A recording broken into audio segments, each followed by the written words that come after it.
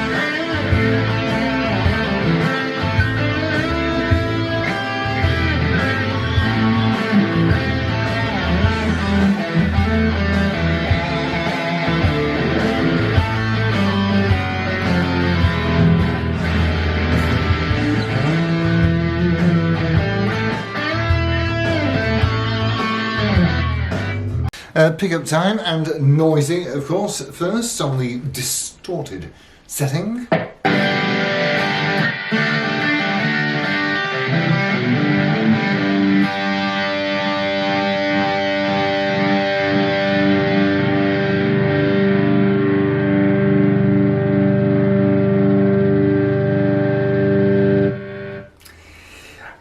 And that was on the bridge pickup. Let's go into the centre.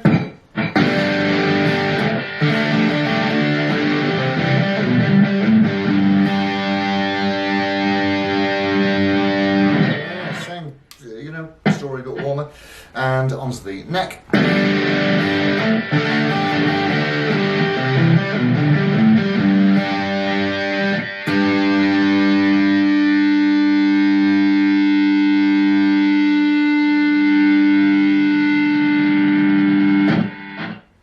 And now onto the clean setting, and we're starting with the bridge.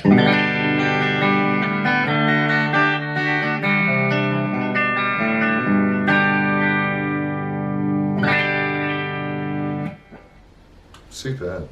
Into the centre.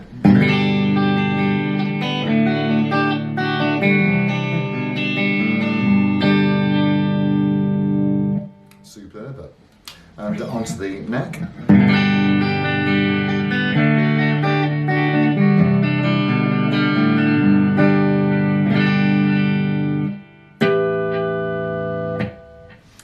Beautiful. Let's have a jolly good look round it.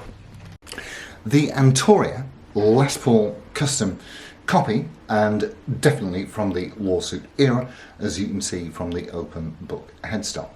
You have got, certainly looks to me like an abalone inlay, 3 on the side tuners with the tulip pegs, but they are those capped rather than sealed tuners, they're probably about 14 to 1. And whilst these tend not to be very good, generally speaking, I've really been putting this through its paces all day, and it flatly refuses to go out of tune. So they are certainly doing their job. I would not replace these because, of course, they are original to the guitar. And you'll note that certainly on the back of the headstock, on the base of the neck, on the bolt-on neck plate, there's no evidence of a serial number, so it's impossible to date it totally accurately. There might be something on the pots, but I haven't had a look. At least it tells you that it's made in Japan, and so it's probably from around the mid-70s. Fuji Gen Gaki. So Fuji, of course, is as in Mount Fuji. Gen means strung, and Gaki means instrument. So they were made in the same plant as the Ibanez guitars, and of course Ibanez were taken to court by Gibson, and they had to revise the headstock, and that obviously followed through to all of the these other types of models. So you've got 22 frets with block inlays. Well, I'm saying inlays, I'm not 100% sure whether they're inlays or not.